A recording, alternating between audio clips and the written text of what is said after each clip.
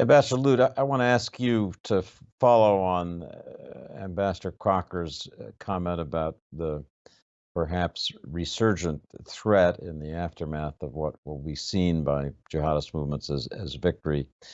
You've talked about how much we've learned about counterterrorism. Do you think that the assets we have in place, in the case of Afghanistan, over the horizon, in the case of Pakistan, our counterterrorism liaison is much less than it used to be.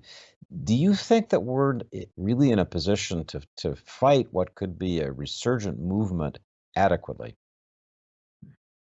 So I think this is a big question mark. The president, of course, has said we will have this over-horizon capability. Over the last week, we've seen at least two examples of strikes which were obviously cued by precision intelligence inside Afghanistan.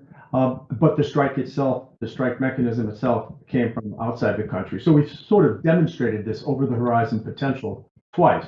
I suspect that we can sustain that. It will not be as good as a presence on the ground because of the inability or increased difficulty to run human intelligence targets and so forth, and the reduced response or the reduced ability to respond quickly over the horizon, really because of the physics, the geography, right, flight times and so forth. The question will be, is it sufficient to continue to suppress terrorists who can strike us?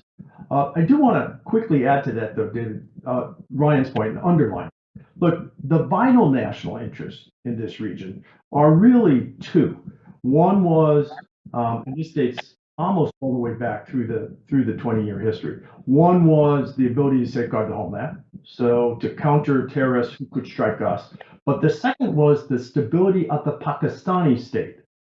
Because of now 200 million people, existential conflict with its neighbor India, and about 200 nuclear weapons. So it's important here that we keep our eye on Pakistan because what happens there is likely to have the most significant regional and global impacts.